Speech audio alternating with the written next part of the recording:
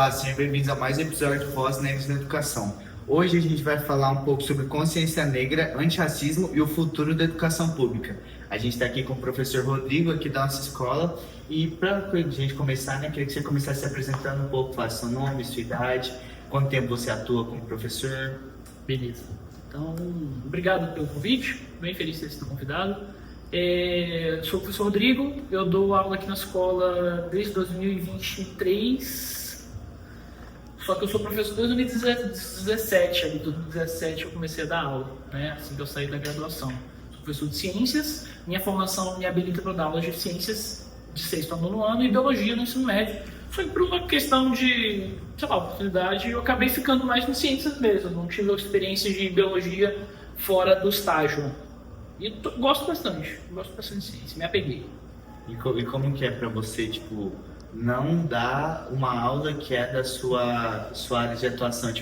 Você tem que pesquisar mais, tem que estudar mais? Então, é um desafio, mas diferente em algumas, assim, na graduação você encontra galera da biologia de todos os estilos, né? Gente que gosta muito de zoologia, gente que gosta de ecologia, de botânica e tal. E eu sempre gostei de ciências como um todo, né? Muito mais de biologia, muito mais de seres vivos. Mas eu sempre gostei bastante de ciências naturais como um todo, né? Colocando os nomes corretos aqui. Então eu gosto de física, gosto de química. Física mais do que química, mas eu gosto. Então, assim, é prazeroso eu estar estudando essas coisas para trazer esse conteúdo, né? Eu tenho noção da limitação de eu não ter uma formação básica tão boa quanto que vocês vão encontrar lá no ensino médio, os professores físicas e químicas que vocês vão encontrar, mas acho que dá para ter uma boa base. E vamos voltar um pouquinho para sua infância. Como que surgiu esse seu sonho, essa sua vontade de ser professor de biologia? Onde que surgiu esse seu amor pela biologia? Cara, meu primeiro e-mail, vou começar assim, meu primeiro e-mail da minha vida, eu tenho até hoje, obviamente eu não passo ele porque ele é meio estranho de passar, ele é bio.logo@hotmail.com, primeiro e-mail da vida, eu tinha, 10 anos de idade. Meu apelido de infância era biólogo. Onde eu cresci, eu sou carioca, só que eu não fui criado no Rio de Janeiro. Minha família é tudo do Rio, meus pais, minha mãe, meus tios, minha avó, tudo de lá. Só que por ter uma mãe militar, eu me mudei bastante. A minha infância foi no Rio Grande do Sul. E lá no Rio Grande do Sul, se eu encontrar a galera do Rio Grande do Sul, que eu não vejo há muitos anos, eles vão me chamar de biólogo, não sabem nem meu nome. Porque era meu apelido, eu ficava mexendo com bicho, pegava grilo, ficava cutucando coisa. Então era meu apelido, entendeu? Então eu sempre gostei de biologia, desde que eu me entendo como gente, eu sabia que eu queria fazer biologia. E então a parte da biologia foi essa. Aí a parte da docência tem outra história, né? Que aí a parte da docência aconteceu durante a graduação. Eu brinco que tinha duas coisas que eu tinha certeza quando eu entrei na faculdade, que eu não queria ser professor e não queria trabalhar com botânica. E aí o meu TCC foi na botânica e eu virei professor, mas isso não foi assim, que droga. Não, foi tudo escolha.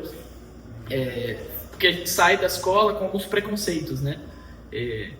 Preconceitos de conteúdos, porque a gente teve uma experiência ruim com tal conteúdo. Às vezes você teve um professor que não explicou tão bem o negócio, você fala, esse conteúdo é muito chato. Às vezes é um professor que você não bateu, às vezes o professor é ruim, não bateu legal lá e você acaba criando um vínculo negativo. E a mesma coisa com profissão, né? Porque muitas vezes a gente, como adolescente, a gente vê o professor, a gente vê aquele cara cansado, aquela pessoa, aquela mulher, aquele cara cansado, detonado, de mau humor, revoltos. E aí você fica, eu não quero isso aí. E quando a gente ouve aquela coisa do professor ganha mal, professor sei lá o quê. Então há uma cultura de que o professor é a base da cadeia alimentar da profissão, né? E isso afasta, né, o adolescente. E ao longo da graduação, aí aconteceu dois fenômenos, que o primeiro, eu percebi que eu não queria trabalhar como biólogo. Eu vi que a profissão de biólogo eu acho massa, mas eu vi que eu não tenho perfil. Por aí, outros motivos que não cabem agora. Não tenho perfil de trabalhar com ciência, produção científica. Eu tenho várias críticas à produção industrial da ciência e à produção de artigo e essa coisa de produção que não bate para mim. E paralelamente, eu fui acumulando conhecimento e eu fiquei assim, para que eu vou ficar segurando essas coisas se eu posso passar isso? Se eu posso distribuir isso, obviamente, né? pensando no mundo capitalista, vendendo isso também, né, trabalhando. Então a minha questão é, eu sei essas coisas e eu tenho essa coisa muito forte em mim desde criança, que eu gosto muito de ajudar. Eu nunca ia ser feliz trabalhando numa coisa que eu tô preenchendo uma planilha só. Eu gosto de estar com pessoas e sentir que eu tô ajudando essas pessoas. E aí você junta conhecimento com ajudar, temos profissão. E ainda falando dessa sua parte mais antes de você se formar, assim, na sua infância mesmo, quando que você começou a perceber a sua própria, assim, identidade racial? Porque eu acho que essa coisa também fala muito também da biologia, né? Porque foi sobre raça, então tá muito ligado, assim. Mano. Então, por você gostar dessa parte mais biológica, você se interessou mais por esses aspectos científicos sobre racialidade ou não? Não. A minha questão com a identidade racial, ela veio muito tarde na minha vida. Muito tarde. E isso tem muito a ver com, acredito, assim, são coisas assim, eu tô vivendo isso ainda, né, assim, tô aprendendo muito isso ainda. Tem muito a ver com o distanciamento familiar, né, eu cresci fora do meu núcleo da grande família, né, então eu não tive uma cultura familiar, assim, de conviver com meus avós e tá ouvindo outras gerações. Eu tive eles sempre como visita e eu visitando. E o meu núcleo familiar, ele não falava muito, ou quase nada, ou nada sobre isso, né? E o fato de eu estar sempre, a minha vida inteira praticamente, eu estar em regiões mais brancas do país, isso tem um fator importante também. Como eu falei, minha infância, até meus 12 anos, eu morei no Rio Grande do Sul, uma cidade chamada Rio Grande, extremo Rio Grande do Sul, lá perto de Pelotas, perto de Chuí. E aos 12 eu voltei para o Rio de Janeiro, só que não cidade, uma cidade chamada Maricá. Eu morei mais de 5 anos lá e depois eu voltei para o Sul, só que em Santa Catarina, onde eu fiz faculdade em Florianópolis. Então, assim, boa parte da minha vida eu estava num lugar que estatisticamente é muito branco, pessoas brancas. E quando você está num lugar onde você é o externo, não é dali, você tenta se incluir. Ok? Você está num lugar onde não é teu, você sente que você não cresceu ali, você não tem família ali, né? Grande família, você não tem uma construção histórica ali. Então você quer se enturmar. E isso passa pela questão racial também, principalmente quando você é uma pessoa negra de pele mais clara. Então, no momento que você é uma pessoa negra de pele mais clara, a leitura que a sociedade tem de você, ela é dúbia, porque em um momento eu sou enxergado de uma forma, em uma outra eu sou de outra. Então, por um lado, existem preconceitos que eu passei e vivi, por outras, eu não entro na portaria de Wakanda, entendeu? Aquela brincadeira, sabe? Então, assim, é complexo pra caramba isso, assim. Então, de certa forma, a boa parte da minha vida, e hoje eu consigo entender isso, eu não me reconhecia como uma pessoa negra, eu me reconhecia como uma pessoa branca, né? Isso é muito louco, porque ao longo da minha vida as coisas foram dizendo o contrário, mas assim, mas é muito louco pensar nisso. Então, professor, tem uma frase que a gente trabalha, que a gente usou bastante no nosso projeto, que é: no Brasil não se nasce negro, se torna. Como que foi no seu caso? Então, eu tô nesse processo ainda. A minha sensação é essa. Se tornar. Isso, entendeu? E é uma coisa muito forte, assim. E pra mim, a minha vinda pra cá foi importante nesse sentido. Sair um pouco do Sul foi importante. Porque eu me sinto muito mais racialmente acolhido aqui do que no sul do país. E não necessariamente porque eu fui perseguido no sul, não necessariamente por essas coisas, mas porque eu me sinto mais representado. Eu cansei de entrar nos lugares no sul, em Santa Catarina, e perceber, putz, eu sou a pessoa mais escura, eu sou o único negro nesse ambiente. E aqui eu só percebo isso quando eu vou em locais mais classe alta. Tipo assim, fui comendo coco bambu, vamos lá, pai. Aí eu até brinco com a minha esposa, né? fica assim, caraca, parece que a gente tá em shopping Floripa. A gente vai nos locais de mais classe alta, classe média alta, né? Tu já vê esse corte racial. Mas fora esses locais, no ambiente da escola, no ambiente, você encontra mais diversidade, né? E isso faz eu me sentir mais tranquilo, de certa forma. Faz eu me sentir mais pertencente. Você falou que você começou a perceber a sua racialidade muito tarde, né? Teve, assim, alguma pessoa, algum professor, algum amigo que despertou essa sua consciência, digamos assim? Sim, eu tenho um parceirão, irmão de coração, né, que é o Kevin. Hoje ele é mestre de história, ele faz parte de grupos de movimento negro em Maringá, né? Ele é carioca também, só que nossa amizade vem de Rio Grande, daquela época da minha infância. E depois que eu fui para Maricá, a família dele também foi transferida. Então a gente meio que se acompanhou boa parte da nossa vida. É um irmãozão, né? Agora a gente está longe. E ele é uma pessoa negra, mais retinto que eu. E a minha questão de negritude tem a ver muito com ele, assim. É uma pessoa que eu me espelho muito e tem muito como referência, assim, né? Ele é uma pessoa que tem um estudo sobre isso, né? Tem história, tem conhecimento, ele produz coisas sobre isso e tal, tá em debate sempre e tal. Então, assim, eu vejo muita produção dele e tal, acompanho e a gente tem nossas trocas também, nossas conversas, isso é bem enriquecedor, assim, nesse sentido, assim, pra mim sempre foi, assim. Tem a ver com isso. E como que é para você como professor, como que você como professor entende a educação no Brasil? Cara, a educação no Brasil como um todo, pensando na escola pública, por que caminho vocês preferem que eu vá? O que você acha que Geral. A educação, eu vou puxar um pouquinho mais para a pública, que é onde eu tenho mais, digamos assim, experiência e valorizo mais, vamos dizer assim. A educação pública, ela tem a função de formar cidadãos, de formar a próxima geração. Isso é uma coisa muito forte, porque muito poderosa e muito importante, porque ela vai formar o que vai vir para amanhã. E isso é louco, porque parece que isso vem do nada, mas não vem, porque quem está formando somos nós professores, que somos da geração da passada, digamos assim.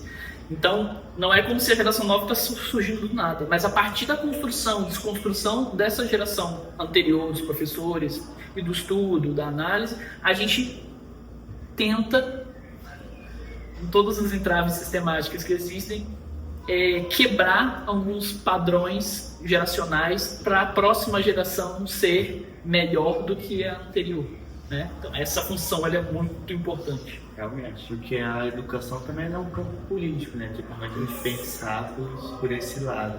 E o melhor entra aí. Melhor para quem? Ela sempre vai ser melhor para alguma coisa. Então, as políticas públicas vão entrar nisso também. Pensar assim, tá, vai ser melhor para quem? E aí esse é o ponto. Para quem que a gente quer que os cidadãos... Para que lado que a gente quer que os cidadãos vão? Para que tipo de personalidade, que tipo de ação no mundo a gente quer que eles vão seguir? Porque nada é neutro, né? Neutro só sabão. Então, assim, isso é um ponto muito importante, né? Então, valores como a questão de respeito, empatia, né, anti-preconceitos e todas as questões que isso implica são bases, inclusive legais, e objetivos da nossa educação pública brasileira, né? Então, e eu acho que, tipo, hoje em dia tem muito mais educação racial, igual você falou desse tipo, porque, por exemplo, eu estou estudando aqui nessa escola por muito tempo, estou há 8 anos aqui. Quando eu comecei, quase não tinha esse trabalho de consciência, só no dia mesmo. Isso. Agora a gente trabalha isso o ano inteiro. Esse projeto é uma prova disso. É verdade. A gente está trabalhando nesse projeto desde o começo do ano. E eu acho que, assim, isso é uma melhora muito grande. Porque, por mais que não seja, tratavam como se isso fosse um tabu, assim, como se fosse algo que não deveria ser discutido no ambiente escolar. E hoje em dia esse padrão está sendo quebrado cada vez mais, né? Tanto com projetos, tanto com aulas mesmo, temas de aula que vêm da sede, né? O currículo que os professores têm que passar. Isso vem cada vez mais sendo dissipado, né? Esse preconceito mesmo. Ainda mais na escola pública, onde a grande parte também são alunos negros, alunos mais... Aqui tem uma diversidade grande, né? Que é diferente. Sim. Quando você, assim como eu falei da questão dos locais, você vai no local, você encontra mais pessoas brancas, porque é o local, mas se você não é uma escola particular, é claro que você vê. Eu peço, se vocês não fizeram isso, deem uma olhada nos cartazes de escola particular, passou em dificuldade, sei lá o quê. Dá uma batida de olho e pensa assim, quantos alunos parecidos com esse eu tenho na minha sala de aula? Etnicamente, né? Eu passo e eu fico assim, esses cartazes aqui dessa escola particular de Campo Grande parecem as mesmas pessoas que eram os cartazes lá de Santa Catarina, onde a população é bem mais branca. Eu disse, o que está acontecendo aqui? Tem alguma coisa, né? Eu sei o que está acontecendo, mas assim, é curioso você parar. Você não precisa ter uma grande base de estudo para você perceber que existe sim uma desigualdade racial, e ela é racial, né? Ainda hoje, né? Onde o mundo tem muito mais quebrado esses padrões raciais. Exatamente. E como que você acha que, com esse avanço, né, que eu falei também, que está sendo quebrado esses padrões, como que você acha que vai ficar a educação daqui a uns 10, uns 20 anos? Cara, eu tenho a minha visão realista e eu tenho a minha visão otimista. Eu vou misturar um pouquinho delas. A gente tem enfrentado no Brasil, no mundo, né, uma onda de conservadorismo, uma onda de movimentos que estão botando para trás muita coisa que a gente tem conseguido construir aí nos últimos anos. Só que para cada ação tem uma reação, né? Então, assim como tem esses movimentos que são políticos, são querendo mexendo em lei, desvalorizando o professor, desvalorizando o currículo, desvalorizando a escola pública, sucateando, a gente tem movimentos contrários a isso, que é a luta diária pela qualidade da educação, que perpassa por questões de sindicato, de professores, que perpassa por questões de graduação de universitários, né, que estão nessa fase introdutória de passagem entre a vida de estudante e a vida de trabalho. Então, são muitas forças agindo. Se eu estou aqui hoje na educação ainda e me vejo me aposentando na educação ainda, eu sei que eu tenho esperança de que as coisas vão melhorar, que nessa briga onde a gente vai ganhar e perder, a gente sempre vai estar ganhando a favor da educação de qualidade, da educação de uma cidadania real, não que vença o preconceito, mas que combata ele o tempo inteiro, né? Mas às vezes as perdas são grandes, assim, né? Quando a gente fala de leis, quando a gente fala de políticas, a gente tem historicamente um Congresso muito conservador, né? Isso tem uma força muito grande nas tomadas de decisões, né? E os movimentos conservadores também trazem um outro ponto, que é a questão da perseguição a professores, né? Saiu um estudo há pouco tempo aí, fala que mais de 50% dos professores do Brasil já sentiram que foram, de certa forma, censurados no seu ambiente de trabalho, né? Seja censurados por uma escola, uma gestão conservadora, seja uma gestão que não é conservadora, mas tem receio, que foi o que aconteceu comigo, não aqui, em outro lugar. Receio, professor, eu concordo que você tem que trabalhar isso, mas assim, não manda na prova não, porque se você mandar na prova, aí os pais vêm, discute só em sala, isso para não mandar nada para casa. Então, não é que a gestão era conservadora, mas ela estava querendo proteger para evitar uma polêmica, mas de certa forma é uma forma de censura, né? Então, assim, os professores têm receio de trabalhar com o tempo. Então, algumas coisas são tabu, mas porque não é um tabu baseado numa fantasia, mas sim no medo, né? Não sei se vocês acompanharam, há pouco tempo aí teve o caso do pai que foi agredido de um professor que foi agredido porque foi trabalhar questões de religiões de matriz africana e tal, fez parte de currículo. O pai foi lá na escola e queria foi agredir lá o professor e tal. Então, assim, não é só um simples tabu e um receio de falar, é um medo mesmo de ser perseguido. E assim, quando a gente fala numa escola pública, eu sou um professor efetivo, eu sou um professor homem, sou um professor efetivo, eu tenho alguns privilégios de poder falar, defender certas coisas, que uma professora mulher, um professor convocado, temporário, um professor numa escola particular que está ali com carteira assinada, ou nem carteira assinada, ele está numa posição de muito mais risco, né? E isso gera, fortalece um lado e fragiliza o outro. Porque isso também é um problema, um preconceito muito geracional, né? Muito hereditário que vem vindo. Porque, por exemplo, esse caso que você falou do professor que queria bater no professor porque o professor trabalhou coisa de religião africana. O pai vai ensinar isso pro filho em casa. Não, então, querendo ou não, e, por exemplo, o filho acabou de entrar na escola, ele vai escutar mais o professor que ele acabou de conhecer ou o pai, que é o pai. Exatamente. Então, e infelizmente demora muito para a criança começar a perceber que talvez não é aquilo que o pai ensina que é o certo, né? Ainda mais a criança muito pequena, criança mesmo. Ela vai ver e vai replicar o que o pai fala, isso, né? Isso que é o difícil de combater. Isso. E a beleza da escola pública, que é uma coisa que eu defendo muito, é o choque de realidades que a escola pública faz. E ele é essencial, porque o mundo ele é diverso. Então, mas eu não quero que o meu filho entre em contato com... sinto muito. Seu filho pode não estar em contato com isso agora que ele está na sua casa.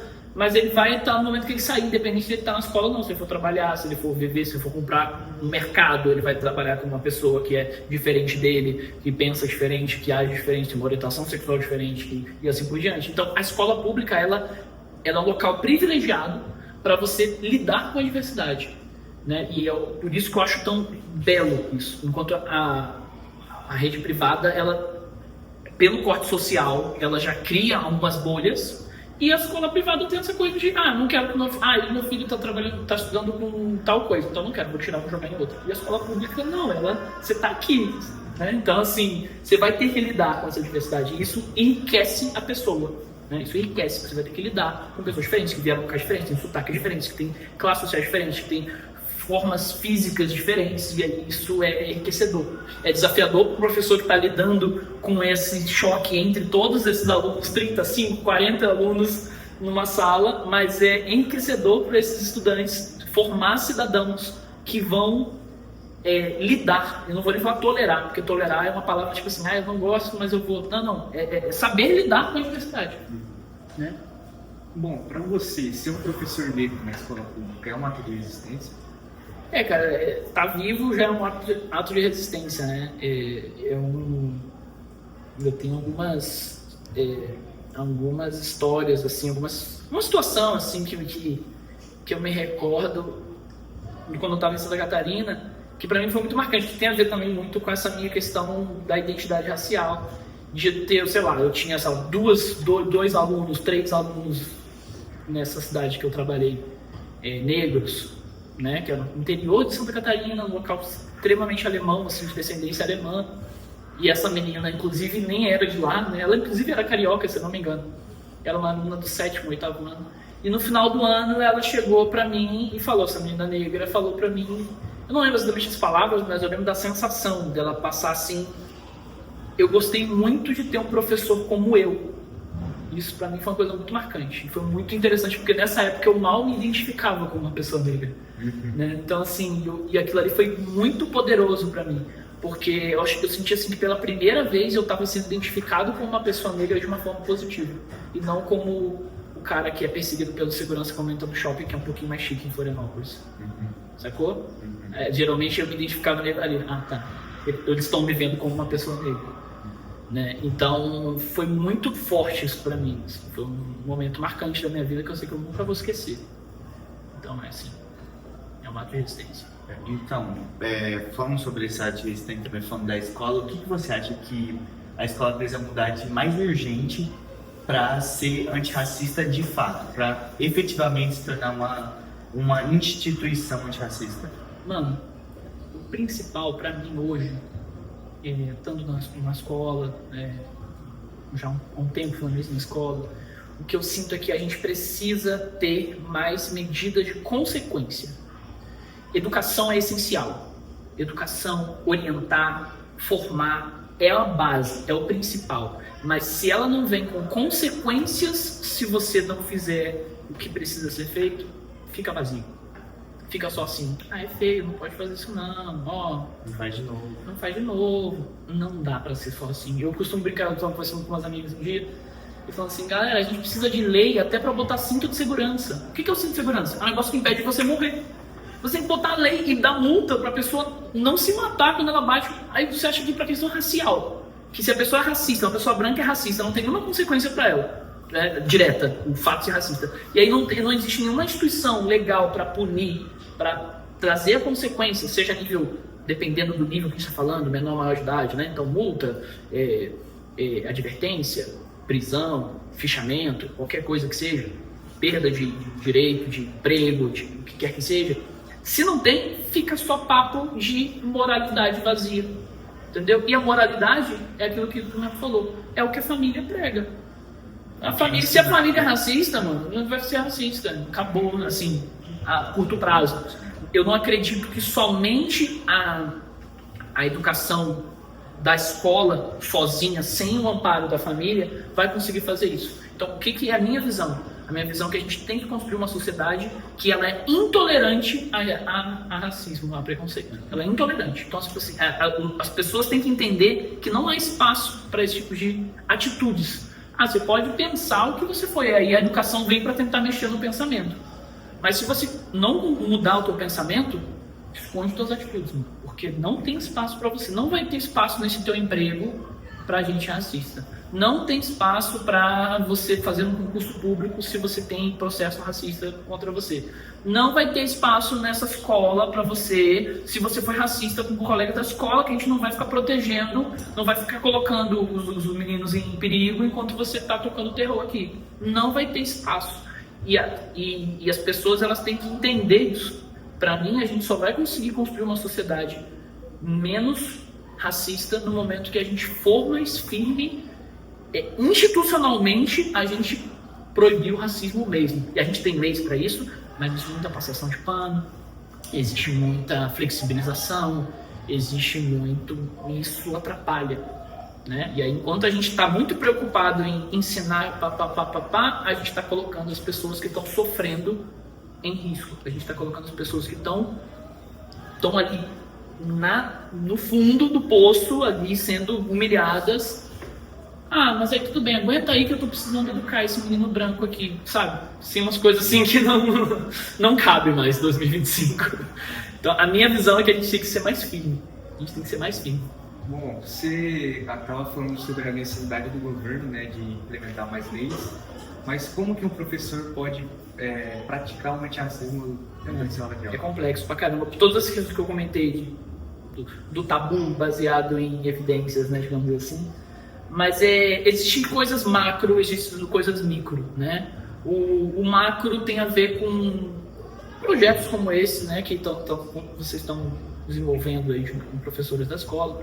Existem N projetos, formas diferentes de você fazer projetos dentro da sala, para fora da sala, para dentro da escola, para fora da escola, que envolva professores, que envolva formação de professores, que envolva palestras na escola, trazendo gente de fora. Existe esse macro, digamos assim, vou chamar de macro isso, ou seja, coisas maiores. E existe o micro. Para mim, acho que o micro ele é tão importante quanto, que é não deixar isso acontecer na sala, né? Que é o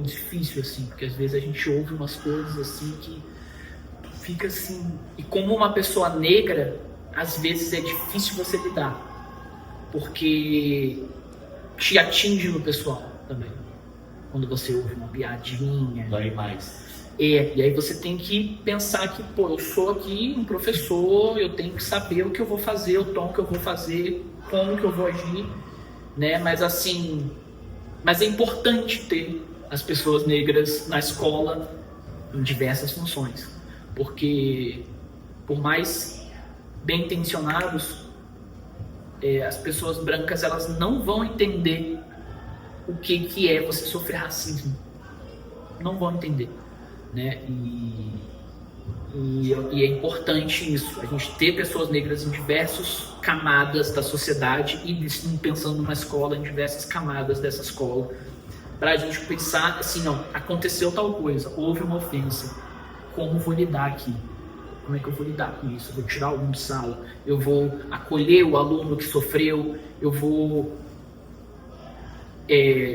tirar o aluno que fez. Então, assim, são coisas bem complexas, mas essa gestão micro, que eu chamo, que é no acontecimento, ela é importante, porque eu sinto que em várias situações dessa que eu sofri, não teve essa gestão. Quando eu era aluno, porque é o que você falou, né? Não vai adiantar muito você, por exemplo, levar o aluno para a coordenação, porque vai ficar no vazio, né? Que só vai falar, não faz de novo e fica por isso, entende? Então, a única pessoa que vai ser afetada de verdade vai ser quem sofreu. Exato. Porque ela vai levar aquilo para a vida, querendo ou não, ela vai levar aquilo para a vida. Leva. E vai sentir aquilo, querendo ou não.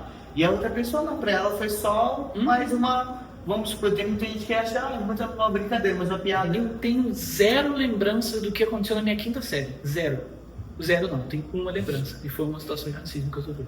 Uma só. Eu não tenho nenhuma, porque assim, como eu mudei muito, quando a gente fica muito numa cidade, nascido, crescido, criado, você passa pelos lugares. Por exemplo, daqui a 10 anos, vamos supor que você continua aqui em Campo Grande. Você é nascido, criado aqui? Sou. Então, passou daqui a 10 anos. Pô, você não vai lembrar talvez dos teus colegas, de repente foram embora, mas tu vai passar aqui na vez da HCC, tu vai lembrar da escola. Então a memória, como você está vivendo nos mesmos lugares, a memória do local fica mais recente, então você lembra mais. Quando você muda muito, foi o meu caso, eu perco, cara, eu não lembro de nenhuma pessoa que estudou comigo no meu fundamental. Acabou. Então assim, vai perdendo a memória. Só que essa situação de racismo específica de uma colega que falou comigo, quando eu tinha, sei lá, quantos anos eu tinha, quinta série, não mudou, não passou, e eu sinto que moldou a minha identidade no sentido de eu tentar esconder ela, porque foi uma coisa tão vergonhosa pra mim e foi sutil, assim, foi uma falinha rápida, mas que, sabe? Então assim, marca muito. Querendo ou não, né? Não tem jeito.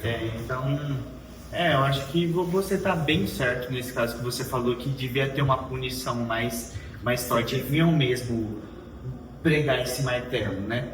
Porque, cara, imagina, tipo, se uma vez que você sofreu te marcou a esse ponto, imagina uma pessoa que tá ali sofrendo todo dia, toda semana, imagina o quão agressivo, né, cara? Uhum. Agressivo. O que isso pode fazer com ela? O que isso pode levar a pessoa a se tornar, entende? Exatamente.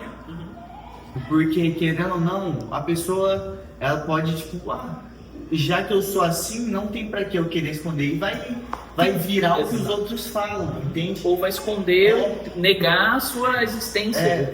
Vai se negar, vai negar a si própria, o jeito que ela quer ser, o jeito que ela se sente bem de ser.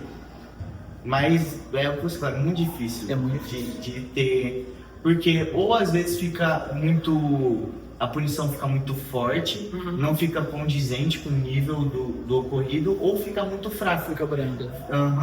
Então, esse é o desafio, é achar o tom certo.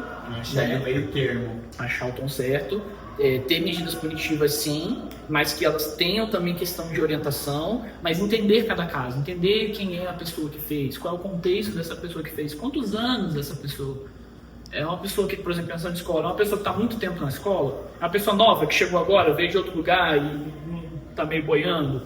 Isso tudo tem que ser levado em consideração, mas o principal é que a gente sempre tem que pensar mais em quem sofreu, em quem fez. Né? Então, às vezes tem muito essa coisa de, vamos pensar como vamos fazer para orientar. Não, beleza, tem um meio, mas isso é secundário, a gente tem que acolher primeiro quem sofreu. Essa é a medida principal. Né? A gente mostrar que é um local seguro, a gente está tentando, né, construir esse local seguro pensando em escola ou pensando em sociedade, em que essa pessoa ela pode existir, ela pode viver, ela pode ser quem ela é, e paralelamente a isso, a outra pessoa entender que não tem espaço para ela se ela continuar agindo assim. E como você acha que, por exemplo, os jovens negros poderiam se preparar para isso? Porque é inevitável. Sim. Hoje em dia é inevitável. Mano, a questão é... Eu tenho uma coisa muito forte que é com a questão do coletivo. As pessoas elas têm que ser mais coletivas. E a gente vem de uma sociedade, uma construção social, econômica, que prioriza o individualismo, né? Que prioriza só depende de você, sabe? Todo mundo tem as mesmas 24 horas, você tem que, sabe? São umas falas que tem um objetivo político bem específico, que não cabe agora explicar tudo, mas a questão é, isso desmobiliza o senso de sociedade das pessoas. Isso passa pela questão do trabalho, como estou falando de questões de sindicato e professores, isso passa pela questão racial, orientação sexual, de gênero, questões de gênero. Então, assim, as pessoas têm que se unir, né? Seja em coletivos, seja em grupos, seja em sindicatos, seja no grupo de amigos, seja... Mano, tal pessoa racista, ela não vai andar mais comigo, ela não vai andar mais... Acabou, eu vou me fechar aqui e ela vai entender que não vai ter espaço para a minha convivência com ela, porque ela falou uma coisa absurda. Então essa questão de você saber quem são os seus, né? E se apoiar, estar junto, é muito importante. Porque, como você falou, não tem jeito, vai sofrer. Então, para que precisa sofrer sozinho? Vamos sofrer junto. Vamos se ajudar, né? Exato. É sofrer junto para parar de sofrer no futuro. A ideia é essa. Então, muito obrigado, professor Rodrigo, por você ter vindo aqui hoje. Agradecemos muito sua presença. Você tem algum recado que você gostaria de deixar assim para o final do vídeo? Mano, o recado uma reflexão. A minha reflexão final eu acho que era essa mesmo. Você chegou no ponto certo. Que vai ser, inclusive, a minha base do meu discurso de nono ano, né? A gente tem que se unir mais, como sociedade, como pessoas.